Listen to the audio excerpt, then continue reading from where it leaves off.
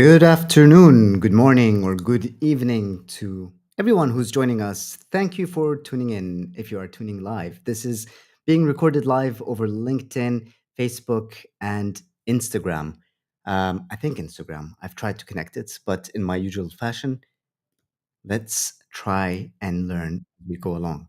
So, thank you again to everyone who's joined us live today. I'll be just on my own and I'll be sharing with you some insights from my recent experience with COVID. So, before we begin, I want to mention something because, as always, this is authentic and raw. My daughter is not feeling well, so she's home. She's in another room, but we can expect her to come in at any moment. And if that does come, you might see a pause, but I'll still be here and we'll continue the discussion.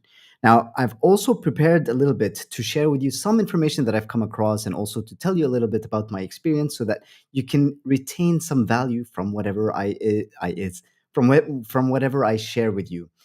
I might go off script though because I've been reflecting on something that's been on my mind. So I'll see how the discussion goes and I will share with you. So, let's begin by talking about slowing down to go fast. What you can expect is I'm going to be sharing stories and also to reflect on my own personal journey about slowing down to go fast. I'd like to start by where do thoughts come from? Where do thoughts from? And this is something that I've always felt was interesting because the brain works in a way that we can understand different neuropathological neurons and ways and pathways that things actually work. But I haven't come across a study or any research that indicates where thoughts are actually created. So that's where I wanted to begin about thoughts and asking for what we want. So, what happens with our thoughts? Because we all have tens of thousands, or I could even exaggerate to say millions of thoughts a day. From the moment that we wake up to the moment that we go to bed, we're always in that thought process. And we usually are able to create the thoughts that come to our mind and develop stories to tell ourselves that indicate a certain type of behavior or way that we actually would think. And those behaviors actually also influence the way that we feel and our emotions. So there's a clear linkage between thoughts and behaviors. And also that kind of ties in with action. Now, I came across a book, one of the first books that I've actually read, which helped me understand where do thoughts come from and also self talk. And it's called What to Say When You Talk to Yourself. And it's such an incredible book because the author describes a certain sequence of processes that thoughts influence the way that we act and then the results. So we begin by our thoughts, and our thoughts actually influence our beliefs. Now, beliefs are things that we experience, and I'll expand on this based on also mindsets. But let's say we start with our beliefs and then it goes into our feelings. So, any sensation that we have within our bodies or our minds, those feelings then determine our attitudes. So, how do we respond to anything that comes in our way, something external or internal? That then is translated into our behaviors. So, what actions actually do we do? How do we behave in certain situations? When I think of, let's say, a delicious meal that I want to eat, maybe a delicious club sandwich, that's a thought that I've just created, and it influences my beliefs that I love that kind of sandwich because I've experienced it before and I really do love it. So that also influences my attitudes and then the behavior of feeling a little bit grateful and excited about these types of meals. And then it's action. So there's that link between the thought, beliefs, feelings, attitudes, actions. And actions then yield to results. So I touched on mindsets just very briefly, and mindsets are kind of beliefs. So I'm not going to focus on mindsets in this discussion, but rather I'm going to tell you what mindsets are in a very brief description. They are a set of beliefs that we accumulate over the years based on our experiences, whether it's externally or through culture influences or from even influences around our bodies, minds, people. These are things that actually construct our mindsets. So mindsets are just our beliefs. So the first tip that I want to share is that you can actually change your actions by changing your thoughts. So if the sequence of events are thoughts and then ultimately reach to action, we're able to influence the way that we act just by thinking about what it is that we want to do. So if we think a positive thought, that usually yields to an action that maybe would respond in a way that is beneficial for us. If we think of a negative thought, let's say if we wake up and say, today is going to be the worst day of my life, that's a thought, that's a story, that's some sort of internal rhetoric that you would be telling yourself and thinking that you might be experiencing a certain thing which is negative. It might not be true, but you tell yourself that it's true. And then you start creating actions that influence the way that you feel and whether it's true or not. So now I want to talk about a little bit of my experience with COVID and also uh, getting what you want. So this part is kind of about I don't know if it's manifestation. I wouldn't go into that discussion, but it's literally getting what you want. So let me tell you a story. And this story begins with me going to an Ed Sheeran concert in Cyprus. It was the first time that he came to Cyprus. And my wife and I and friends were so excited to go to the concert. I love Ed Sheeran. He's such a skilled and talented performer. And I was surprised to the amount of music that I know of his actually. And he's very talented and was playing the music live and he had the loop station and the crowds and the lights and the fireworks. It was so mesmerizing to be there live watching an artist live his passion and entertain us.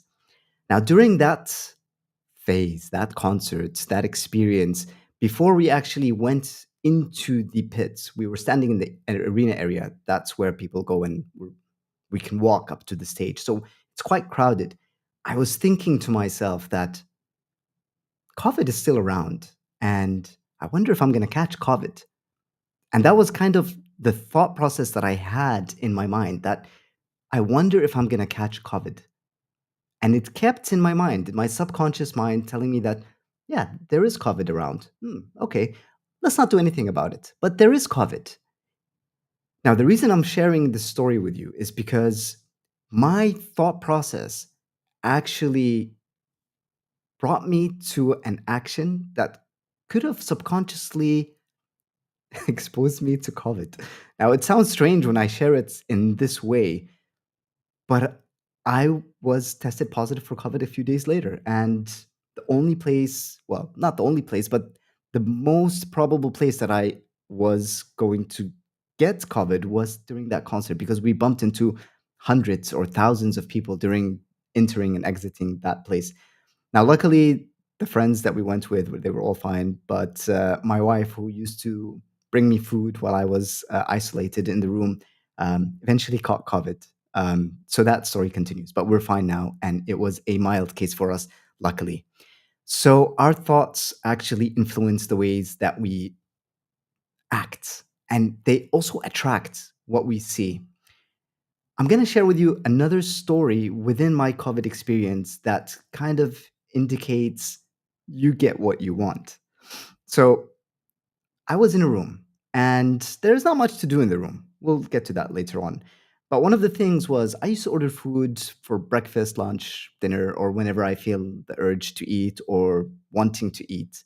And and then one morning I woke up and I said, I'm going to order from this place and I'll get this lovely omelet and I'll get a juice and I'll get a coffee. And then my bill was a little bit too much. And when I was thinking about that, I was telling myself another thought that came to mind was this is so expensive. How can I get the same things that I want but much cheaper? This is what happened. So the food arrived. Obviously, I told the guy to drop it on the floor. He left. I brought it into the room, and as soon as I opened it, I noticed that the coffee had spilled all over my delicious meal. And I was devastated. I was wondering, why did the coffee spill? And the omelette had coffee on it.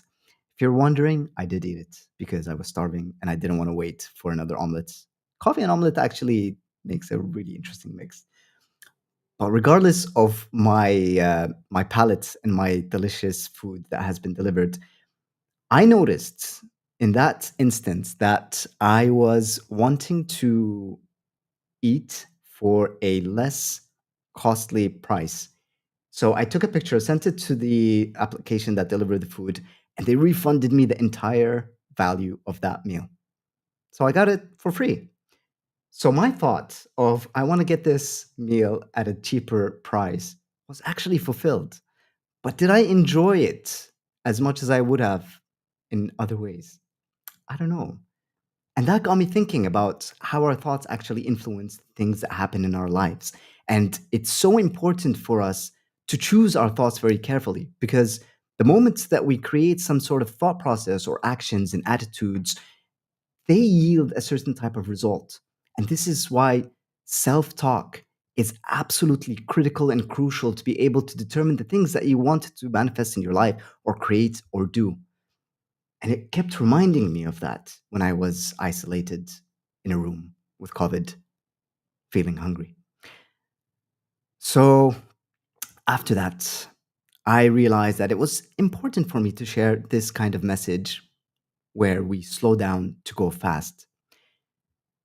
Beware what you wish for because you do get what you want. And the moment that you realize that, you can create anything in the world. That's how beautiful this universe world is. The thoughts can actually create realities. And I read somewhere that imagination is more powerful than knowledge because almost anything, I would say, I will generalize and I'll say even everything that we see in front of us was once a thought in someone's mind. Isn't that amazing? Just thinking that this mouse, this laptop, this microphone was once a thought in someone's mind, and now it's there in front of us. That's the power of thoughts. I could continue talking about thoughts, but I'm just going to go down a little bit about change. So, the message is about taking ownership of our life, and it's about choosing the thoughts that we have. So, here's a sequence of questions or awareness tools, techniques that you could develop to reinforce thought processes in your life. I'm sharing them to remind myself and also because I've seen these in action. So the first is to start noticing our thoughts without judgment. Now, the second part is as essential as the first part, without judgment, because our thoughts sometimes come on their own, but it's actually from our subconscious mind. And there's a book that I read which was amazing. It's Thinking Fast and Slow by Daniel Kahneman, and he talks about how the body has system one and system two, and it's defined in psychology in that way. But in a very brief sense, system one is what we would default to. It's our natural response to anything that we see. Systems two is what we use to process the information in order to make an informed decision. So just noticing the thoughts that come to mind and not labeling them, not putting any judgment whether they're good or whether they're bad or if they're helpful or not. Just noticing that these thought processes are coming. And this actually is more enforced if we are practicing some sort of prayer or meditation or guided meditation or even just daydreaming. We could let our thoughts go. I experience this so much, especially when I'm walking. I get a sense of a surge of thoughts that come from somewhere, not sure where, if it's my subconscious or somewhere else, but they come to me and I realize things and I understand what they are. So we start by noticing these thoughts. What we could do with it is we would respond or how we would respond to these thoughts. And the way that I would do it for myself is to speak to myself as if I'm talking to a child because the way that we use our voice and our tone and the way we communicate ourselves is such an impactful way to determine the ways that we feel and act and also eventually yield the results. So talk to ourselves in a way that is very compassionate, self-compassionate, that we love ourselves in the way that we talk to ourselves. For example, if I were to say to myself, you got COVID on purpose, or I could say to myself, you got COVID on purpose? Now, it's the same exact words that I'm repeating, but it's just a different tone. And that creates a completely different definition of that phrase that I've just shared. So, just making or creating that awareness of what these thoughts are in our mind that actually influence the way that we behave and believe actually impacts the way that we are. So, what else to share? So now we're going to go to why slowing down to go fast is a way to embrace this beautiful life that we live. I'm going to share a story with you. If you haven't noticed, I usually love sharing stories because I don't know, they're interesting, and I love hearing people's stories. So the incident was that I've kind of developed a new relationship. And if my wife is going to be listening to this episode, or if she's listening to this episode live, she might want to skip this part. That's a joke. But basically, my new relationship or my developed relationship is with my phone. And I've noticed this so much in my experience in COVID. How many of us sleep with our phones? I guess the majority of people that I speak with, and if I were to put a very high level percentage based on no statistical data or any research whatsoever, it would be around 80%, maybe 80% or even higher, that people sleep and have their phones next to them. So the last thing that you see before you go to bed is your phone, regardless whether you're watching some episodes or Netflix or YouTube or scrolling on social media. That's the last thing that you would see. And then the first thing that you would experience as soon as you open your eyes is, other than the thoughts that come to your mind, but it can be like an external influence through your phone. And this is exactly what has happened to me. And this was my lead up to my COVID experience as well, because I used to keep my phone in another room, but a few weeks ago, or maybe 2 months ago, I started taking my phone back into the bedroom and sleeping with my phone beside my head so I can see the time and wake up and scroll because I always want to be available. And what I noticed in myself when I had COVID was that as soon as I wake up, I was just checking. I was checking. I was checking all my social medias. I was checking my emails. I was rechecking. I was refreshing. I was connecting, messaging. It felt like I was always on super drive, regardless of the time of the day or where I am. It was such an important way for me to notice this thing because it created more awareness in my own sense of where I'm spending my time and energy in the moments that matter most to me, which are the time that I wake up and the moments that I go to sleep.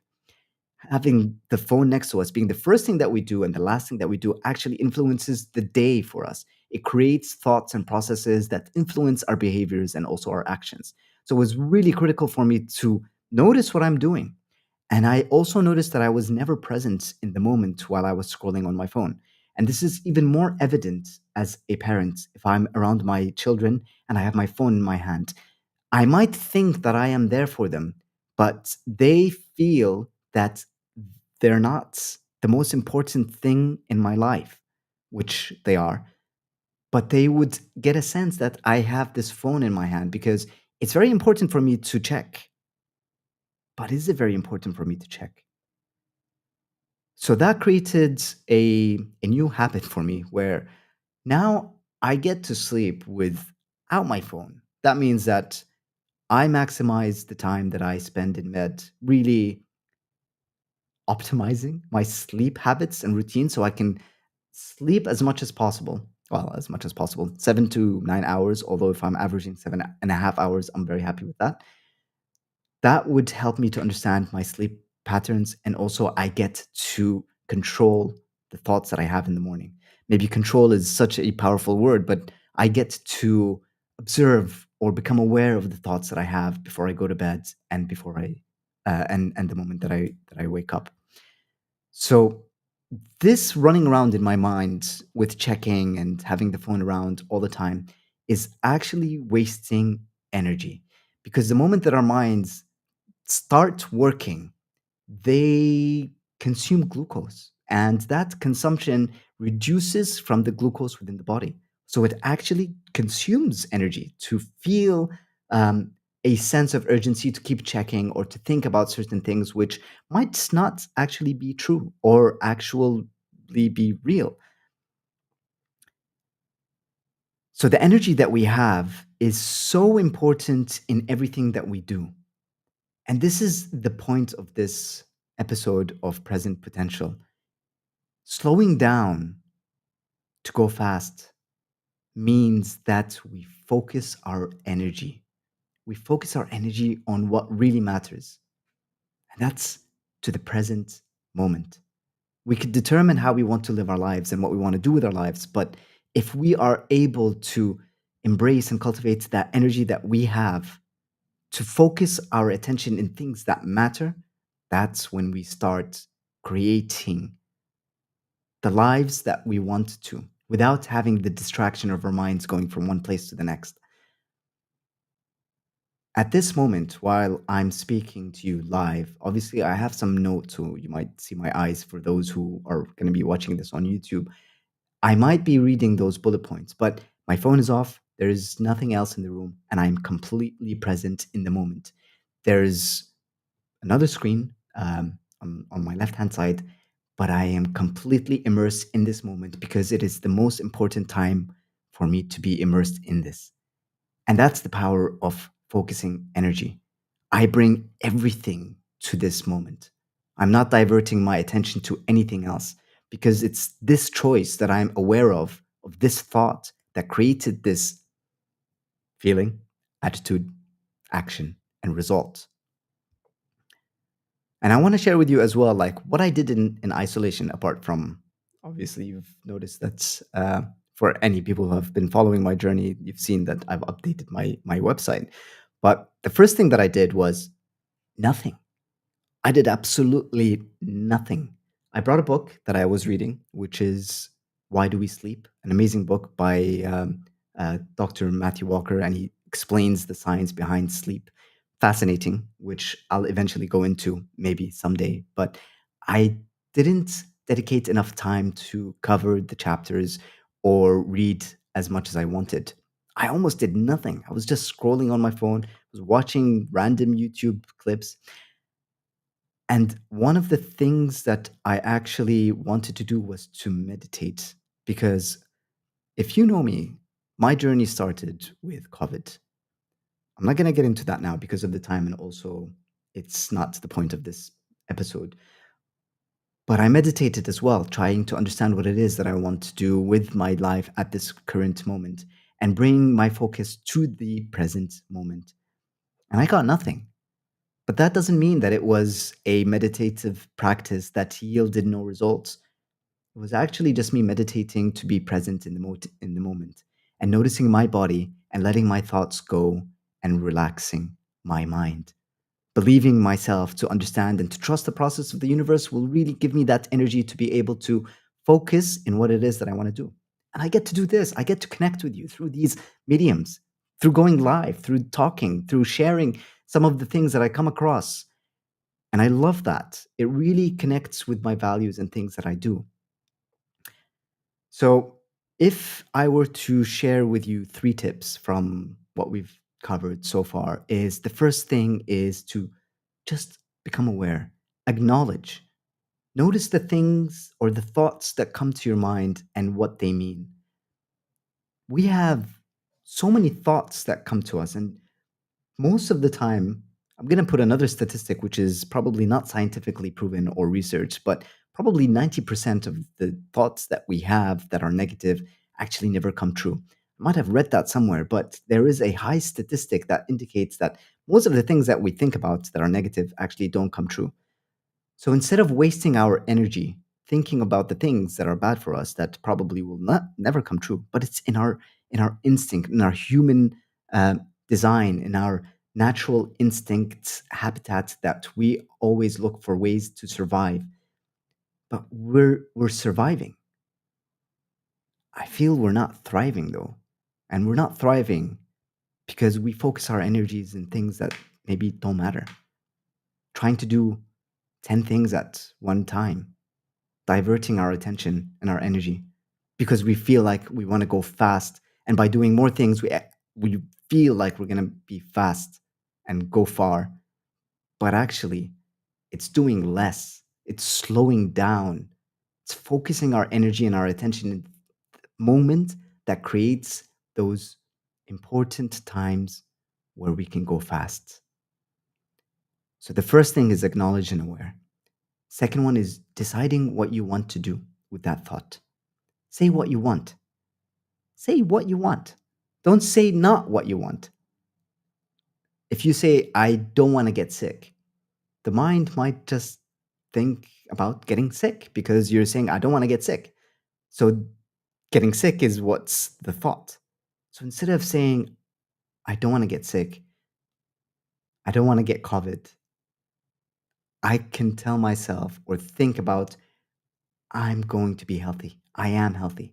I am living in this moment, in this present time, and I am full of energy, full of health, strong, confident, and able to do anything that it is possible, capable, probable. That's what I want to do. Because the things that you try to, and when I say you, I'm also talking to myself. Um, so the things that we say that we don't want and end up seeing them happening, it's kind of because we are attracting them in one form or the other. So the last part is to actually take action. When all is said and done, when that thought process comes and when we decide what we want to do with it and whether it's true for us and whether we have any influence to change it, nothing will change without taking action. And the root of action is having that thought that you want to do something with it. So whenever you have a thought, focus on what you want to do with that thought and go for it. It's only a learning experience. You get to experience the life and the ups and downs in the ways that they come, and we learn. This is something that I've noticed about myself. I'm also live on Instagram. This is the first time that I actually go live because I didn't know how it works. And I said, let me experiment. And if it goes live and it works, then great. And if it doesn't, then great. I learn. It's all about learning. So, with that, we've spent around like 30 minutes. If you're still here, then thank you so much for hanging around. I bet you must be saying, I don't know how slowing down would be easy. But I hope that I shared some tips and examples of things that we can say to ourselves to reinforce the thoughts and also cultivate action to be able to slow down. And one last thing that I wanted to share before we end is this morning when I went for a walk, I've been, I've been feeling a little bit fluish again. Not sure if it's the remnants of COVID. I am negative. But I came home and I did a breath work practice, which kind of helps me um, to revive my body to fight any viruses or bacteria, which is something that we can get into later. But when I was doing that, I also meditated for a few minutes, and something came to me, a thought that I want to also share with you, and it's something that I want to live by because it serves me well.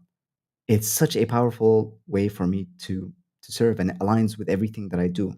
And that process or that thought or that question is, who can I serve more today? Who can I serve more today? That creates some sense of urgency about who, and it could be anyone, it could be yourself, it could be your loved ones, it could be friends, it could be colleagues, it could be anyone that you can serve. Who can you serve? You identify that person. Today it was me, for me. Who can I? So the words can is very abundant because I get to do things, I can do things. And because I do it, I don't rely on anyone else to do these things. How can I be of more service today? For who can I be of more service? And that means that I get to do more for that person, for that group, for that any type of community or subconscious, even that I can serve, that I can be there powerfully. Thank you for tuning in. I hope that this has been valuable.